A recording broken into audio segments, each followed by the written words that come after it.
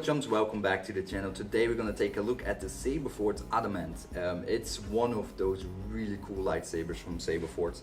So this is a apprentice hilt lightsaber. That means that it's one of the lower tier lightsabers, but don't get fooled. This is actually a premium lightsaber. I would say this is something that you also could find in the elite line of Saberforge. It's a really nice little hilt.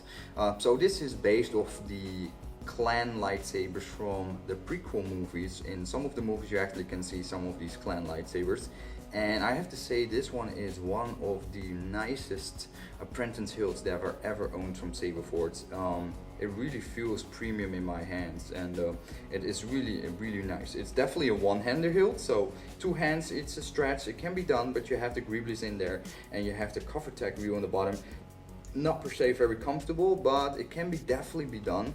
It's actually not horrible.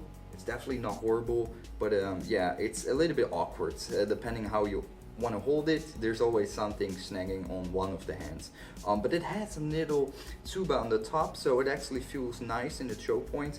That thin neck piece on the brass piece here, that's on the emitter section, that is actually a landing for a very good grip. So I definitely feel it. This hilt is very nice. It's a light hilt. It's the length of a Shoto hilt. So if you look for something very compact, something that looks very elegant and looks very pretty, this is a really good pickup, guys. I really recommend the Saberforge Adamant. It's a well constructed hilt. It has a heft to it. It feels quality and premium. It's not often that I can say that about Saberforge, but this hilt is really doing it for me.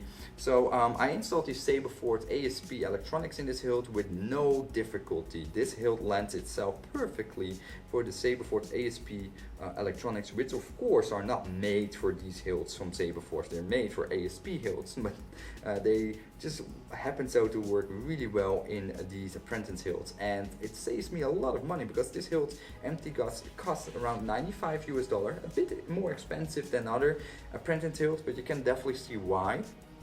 Because it's just a very beautiful hilt with the greeblies and whatnot, and the brass tin neck area. It screams quality. So you pay a little bit more for it, but normally you pay $100 extra for an upgrade to a warrior tier. And if you do that for several of your Saberforge hilts, that can really rack up in cost. What I'm doing now, I'm buying these empty hilts.